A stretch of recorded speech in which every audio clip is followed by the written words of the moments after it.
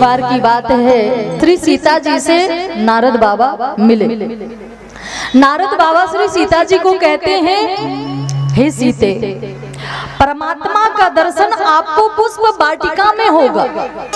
तो श्री सीता जी तब से रोज जाती है पुष्प वाटिका गिरजा पूजन के लिए, लेकिन एक सखी को नियुक्त कर दें, खुद चली जाती है पूजा के लिए, और एक सखी को नियुक्त कर दें, तुम वाटिका देख कर आओ। कहीं ऐसा ना हो कि भगवान वाटिका घूमकर चले जाएं और हमें पता तक नहीं चले। इसलिए एक सखी सिया संग बिहाई, वो सखी रोज सीता जी से अलग होकर वाटिका घूमने को चली जाती है। आज गई है तो जब वापस लौटी तो बावरी बनी हुई है। श्री सीता जी कहती है, अरे सखी, जब तू गई थी तो भली चंगी थी, लेकिन अब जब वापस आई हो तो तुम्हारी ये बावरी जैसी स्थिति क्यों? वो सखी कहती है, क्या बताऊं, मैं वर्णन नहीं कर सकती। क्यों? क्योंकि देखन बाग कुंवर दो आए, बैग किशोर सब भांति सुहाई। दो राजकुमार वाटिका घूमने आए हैं। कैसे हैं मैं वर्णन नहीं कर सकती, बोल नहीं सकती। क्यों? क्योंकि जो आंखें देखी है वो आंखें बोल नहीं सकती, और जो जिह्वा बोल सकती है वो जिह्वा देखी नहीं है। लेकिन इतना जरूर कहूंगी, अवश्य देखो बर देखन जोगू, वो देखने के लायक है, जरूर देखो। अब वो आगे उस सखी का नाम सुभगा सखी, बावरी सखी, जो भी कह लो, आगे चलती है, और पीछे श्री सीता जी। पैर की पायल, कमर की करधन, हाथ का कंगन, छम छम छम छम की आवाज होती है। सीता जी के पैर की पायल की आवाज राम जी के कानों में पहुंची। आज राम जी लक्ष्मण से कहते हैं, लखन देखो ना, ऐसा लगता है कामदेव पूरे संसार के ऊपर अपना साम्राज्य जमाकर आज मेरे ऊपर आक्रमण करने आ रहा है।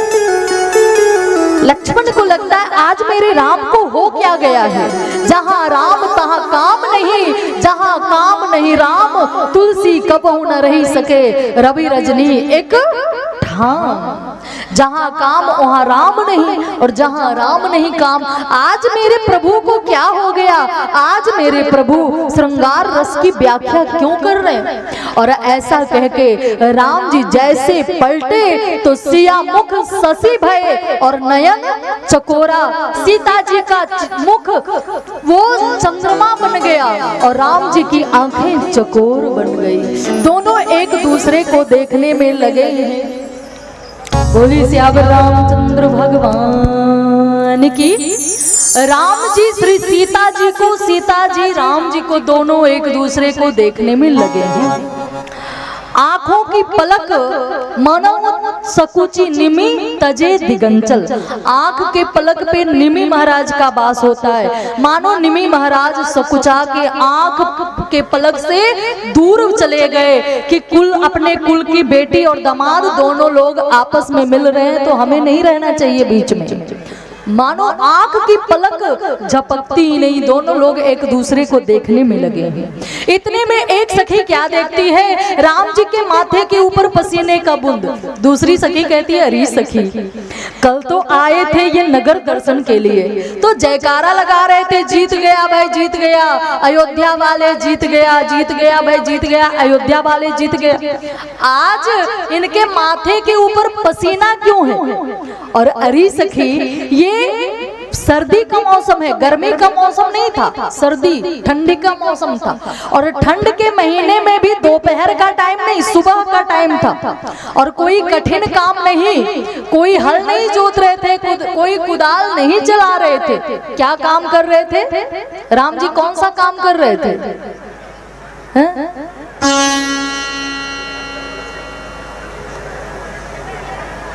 फूल तोड़ने का काम। और फूल तोड़ने में माथे के ऊपर पसीना। दूसरी सखी कहती है, अरे सखी, फूल तोड़ने से माथे पे पसीना नहीं आया तो बोले जब शेर को सावा शेर मिल जाता है तो यही स्थिति होती है। हमारे राम जी शेर तो थे, लेकिन हमारी वैदेही किशोरी जू श्री सीता जू वो तो सावा शेर निकली, और किशोरी जी को देखने के बाद इनकी सिट्टी पिट्टी गायब हो गई। इसलिए इनके माथे के ऊपर पसीना। सखियां श्री सीता जी से कहती है, सखी चलो हम फिर से कल आएंगे, और राम जी से कहती है, सरकार आप भी कल आना, अब हम लोग रोज आएंगे, रोज मुलाकात करेंगे। राम जी पुष्प तोड़कर अपने गुरुदेव के पास लौट कर गए, और श्री सीता जी अपनी सखियों के साथ फिर से पुष्प वाटिका लौट कर गईं।